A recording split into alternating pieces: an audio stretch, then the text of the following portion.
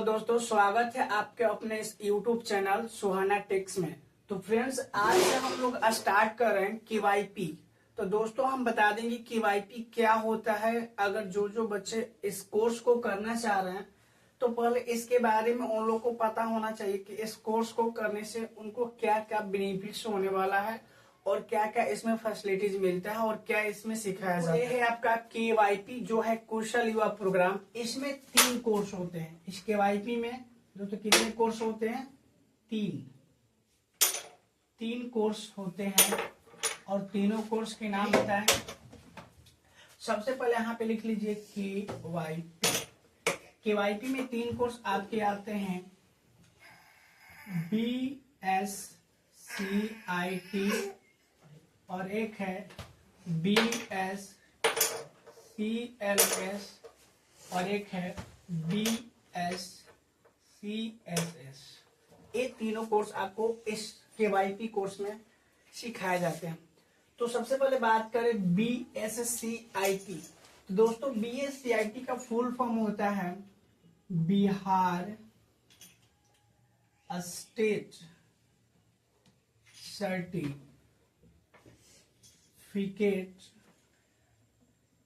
इन information technology. इसका full form क्या होता है? BSCIT का बिहार स्टेट, यहां से देखो, Bihar state certificate in information technology, इसका फुल फॉर्म होता है BSCIT का। और इस कोर्स में दोस्तों आपको basic computer fundamentals, MS office में जितने सारे ऑप्शंस MS वर्ड में आते हैं वो सब बारीकी से आपको इस KYP में BSCIT कोर्स में सिखाया जाता है। नेक्स्ट की बात करें दोस्तों, एक है BSCLS। इसका फुल फॉर्म होता है, आप नोट कर लीजिए कॉपी पे, Bihar state certificate in language skill. इसका फुल फॉर्म क्या होता है दोस्तों? Bihar state certificate in language skills. इसके माध्यम से आपको इस कोर्स KYP में आपको बेसिक्स लैंग्वेज इंग्लिश के बारे में आपको लर्न कराया जाता है। आगे बढ़ते हैं, ये है BSCSS। इसका फुल फॉर्म होता है Bihar state certificate in soft skills, कि आपको अपने आप में सेल्फ रिस्पेक्टिव होना चाहिए। उसके बाद किस तरह से किसी से बात किया जाता है, तो आपका सेल्फ कॉन्फिडेंस कैसा होना चाहिए, किसी ऑफिस में जाते हैं तो किस तरह से वहां पे बिहेव होना चाहिए। इस कोर्स में वो सब चीजों को क्या किया जाता है, आपको सिखाया जाता है। अब आगे हम बात करते हैं दोस्तों सेशन के बारे में। तो इसको थोड़ा सा मिटा लेते हैं।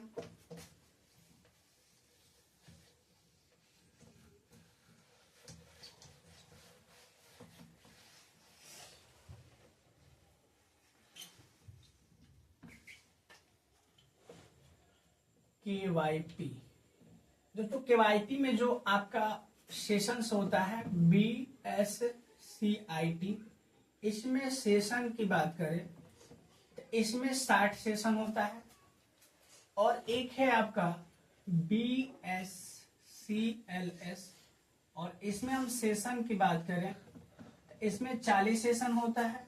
और लास्ट जो है हमारा BSCSS, इसमें अगर हम सेशन की बात करें इसमें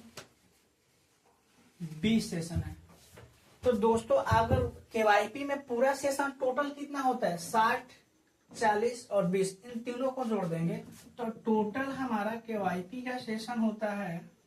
टोटल सेशन कितना हो जाएगा आपका? 120 सेशन हो जाते हैं। कितने? 120। तो KYP में टोटल सेशन की संख्या कितना होता है? 120। अब आगे थोड़ा सा समझते हैं चीजों को। दोस्तों, अगर बात करें KYP में पर डे आपको क्लास 2 आवर का होता है और लैब भी 2 आवर का होता है। यानी पर डे आपको 4 घंटा KYP में देना है। तो KYP जो कोर्स है ये मैक्सिमम 3 मंथ का होता है। कितने मंथ का? 3 मंथ्स का। और जो आपका रेगुलर क्लास चलता है वो कंप्लीटली 60 डे का होता है। कितने डे का? 60 डेज का। लेकिन दोस्तों छुट्टी उट्टी लेकर एक कितने मंथ का कोर्स हो जाता है? 3 मंथ में आपका केवाईपी कोर्स कंप्लीट हो जाता है। तो आइए थोड़ा सा इस चीजों को समझते हैं कि 60 डे, अगर दोस्तों एक दिन में 4 घंटा देना है तो 60 दिन में टोटल घंटा कितना हो जाएगा? अगर हम 4 से मल्टीप्लाई करते हैं तो 240 घंटा। तो केवाईपी में टोटल आपको कोर्स फाइनल करने तक कितने घंटा पढ़ने जाना है? 240 घंटा। 240 आवर्स में आपका केवाईपी कोर्स कंप्लीट हो जाएगा। 240 घंटा पूरा इसका आवर्स होता है, यानी एक दिन में 4 घंटा, तो 60 दिन में कितना? 240 आवर्स आपको देना है। तो आइए समझते हैं कि कब इसका एग्जाम होता है, कब कैसे क्या होता है, कैसे मार्क्स मिलता है, थोड़ा सा चीजों को समझते हैं।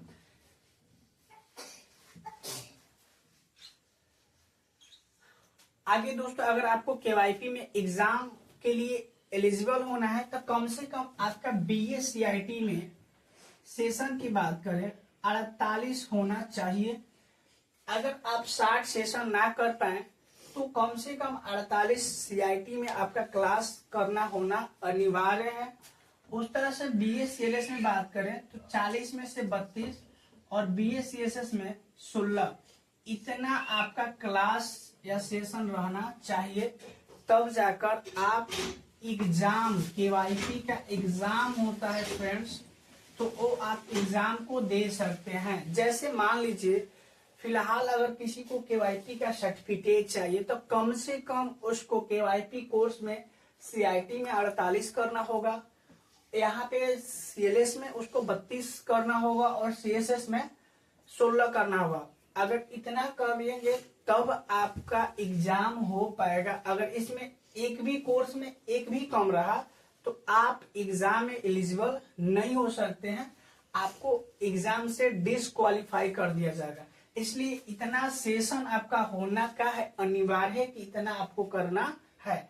उसके बाद मार्क्स की बात करते हैं फ्रेंड, तो जो आप क्लास यानी कि थ्योरी पढ़ते हैं उसका मार्क्स और लैब का मार्क्स, ये दोनों मार्क्स मिलाकर 80% का होता है।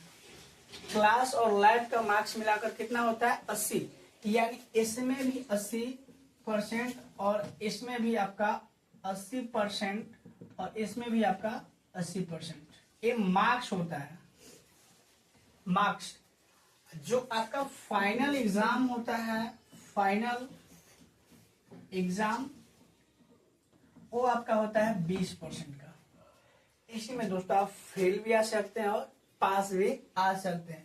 तो ये जो क्लास और थ्योरी लेकर आपका 80% का मार्क्स होता है, जो आपका केवाईपी कंप्लीट होने लगता है, और लास्ट में जो एग्जाम होता है वो दोस्तों आपका 20% का होता है। कितना परसेंट का? 20, और ये टोटल मार्क्स जुड़ाकर आपको सर्टिफिकेट दिया जाता है। इतना कराने के बाद आपका केवाईपी कोर्स क्या हो जाएगा? कंप्लीट हो जाता है। तो आई होप कि दोस्तों आपको ये वीडियो पसंद आया हो। अगर ये वीडियो